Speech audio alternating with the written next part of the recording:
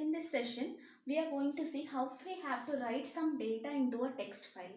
Generally, how do you open a document file or how do you open a C program file? What do we do is in general Windows, we are going to go to that file, we are going to double click it and open it, and we have to type some text into it. Now in this concept, we are using a program to do that rather than a mouse. Means using this program, just using this program, you'll open a file, you'll enter some data into it and you'll close that file.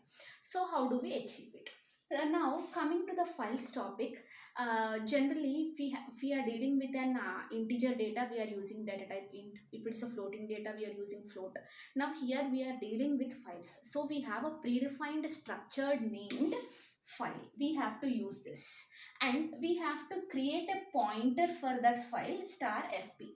Now what are we doing? We are going to create a file pointer. We are going to create a file pointer and we have to wait what to do with that. Next, just leave this statement. Now what is the next statement is, here we have an equal to. So we'll deal with the right hand side. What did I write here? F open. What does that mean? F open is a predefined function to open a file. To open a file. Now what happens? Which file should I open? I have to open a file called file1.c in write mode. What is the syntax of fopen is, we have to mention the file name, comma, we have to mention the mode in which we are trying to open the file. So now I'm asking you all to enter some data into a file. So what happens?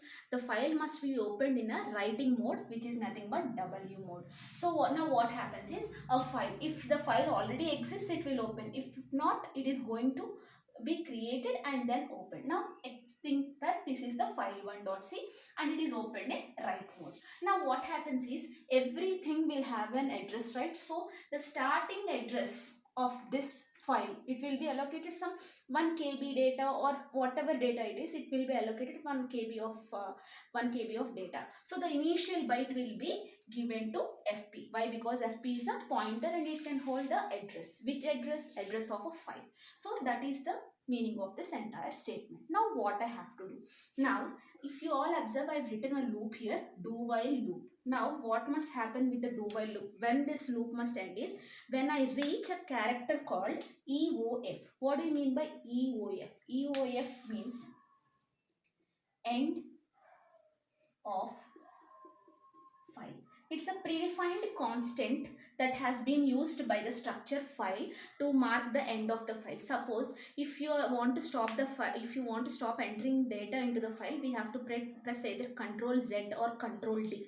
That is treated as end of file. So now we'll see, until we type Ctrl Z, what we have to do is, we have to enter some data into the file. What should we do is, here I'm using a function called getChar. What do you mean by getChar? GetChar is a function used to read some data from the keyboard. GetChar function. Keyboard, we have a keyboard, right? We will be entering one character.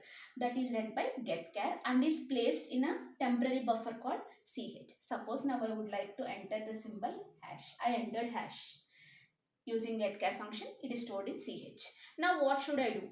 I have to use a function called fputc. Fputc is a function for putting the character, a particular character, into a file. Now what should I do? I have to place the character in ch. Where should I place? At fp. At fp. Since this is the starting line of fp, as already pointed by fp, this is the starting address. So what should I place there? I have to place hash. Next, again, that is not end of the file. Next time I was asked to enter one more character and I have to place it in hash. I'll place I. It will be placed in FP. It will be placed at FP. Same is the case with all the characters. What will I do? I'll try to write a program like this. I'll write a program. I'm going to continuously write a program like printf. I'm entering it through the keyboard and data is being directly entered into the program. Now I've completed the task. Now what happens is, now I'll press Ctrl Z. Means I'm not entering anything. Now what happens? Ctrl Z is treated as the end of the file. It will be stopped. Now what happens is, whatever data I have entered in on the keyboard, that will be placed in the file1.c. Now what happens? Our main task, to write some data into a text file without directly using a mouse has been done. So what happened is FP's task is over. Why? Because I completed all the data that I require with the textual file. So I have to close that file. What is the function used? Fclose of FP means close the file pointer. So this is the basic idea of how to write some data into the textual file.